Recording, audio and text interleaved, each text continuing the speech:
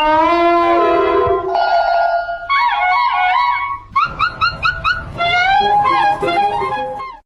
yang pertama terkait dengan definisi dari intoleransi itu sendiri. Nah, intoleransi merupakan sikap tidak menghormati ataupun menerima perbedaan baik dalam bentuk agama, suku, ras, budaya maupun pandangan politik. Intoleransi sering juga disertai dengan tindakan diskriminasi, tindakan kekerasan verbal maupun tindakan kekerasan fisik terhadap kelompok ataupun individu yang berbeda, dan hal ini sangat marak terjadi di Indonesia karena faktanya banyak terjadi konflik antar kelompok agama ataupun etnis yang diakibatkan oleh adanya intoleransi ini sendiri. Misalnya terjadinya kasus penolakan terhadap pendirian rumah ibadah dari agama minoritas di beberapa daerah di Indonesia. Dan adapun contoh kasusnya yakni adanya kasus pelarangan penggunaan atribut keagamaan di sekolah ataupun di berbagai kantor, kekerasan terhadap kelompok minoritas, etnis ataupun agama, serta penyebaran ujaran kebencian di berbagai media sosial. Ancaman atau bahaya yang ditimbulkan oleh intoleransi. Yang pertama, konflik sosial. Intoleransi dapat menyebabkan ketegangan sosial dan berujung pada konflik antar kelompok. Hal ini dapat menciptakan ketidakstabilan dalam masyarakat, merusak persatuan dan kesatuan bangsa. Yang kedua, disintegrasi bangsa. Jika dibiarkan, intoleransi dapat mengarah pada perpecahan dan disintegrasi bangsa. Kelompok-kelompok yang merasa terpinggirkan mungkin memilih untuk memisahkan diri, untuk mengisolasi diri dari kelompok mayoritas. Yang ketiga, pelanggaran hak asasi. Intoleransi seringkali melanggar hak asasi manusia, termasuk hak atas kebebasan beragama, berpendapat, dan berkumpul. Kelompok minoritas sering menjadi korban diskriminasi dan tidak mendapatkan akses yang setara terhadap sumber daya atau layanan publik. Apakah intoleransi sesuai dengan nilai-nilai Pancasila?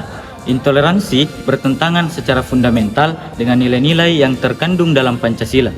Setiap sila dalam Pancasila menekankan pentingnya persatuan, keadilan, dan penghormatan terhadap perbedaan yang semuanya bertolak belakang dengan sikap intoleransi. Berikut pandangan Pancasila terhadap intoleransi itu sendiri. Yang pertama, sila pertama, ketuhanan yang Maha Esa, menghormati kebebasan beragama dan keyakinan intoleransi agama jelas melanggar sila ini. Kemudian sila yang kedua, kemanusiaan yang adil dan beradab. Intoleransi melanggar prinsip kemanusiaan dan mencederai adab dalam bermasyarakat. Dan sila yang ketiga, persatuan Indonesia. Intoleransi mengancam persatuan bangsa dengan memecah belah masyarakat berdasarkan perbedaan. Sila keempat, kerakyatan yang dipimpin oleh hikmat kebijaksanaan dalam permusyawaratan perwakilan.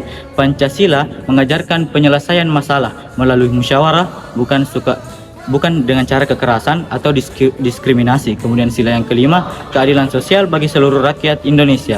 Intoleransi sangat bertentangan dengan keadilan sosial karena menimbulkan ketidakadilan terhadap kelompok ataupun individu-individu tertentu. Adapun solusi menurut Pancasila. Solusi menurut sila pertama yaitu mendorong penghormatan terhadap kebebasan beragama dan menjalankan kehidupan keagamaan dengan ketoleransi. Menurut sila kedua, pendidikan dan pembudayaan sikap saling menghormati antar manusia tanpa memandang latar belakang. Solusi dari sila ketiga, membangun kesadaran tentang pentingnya persatuan dan menolak segala bentuk intoleransi yang bisa memecah belah bangsa.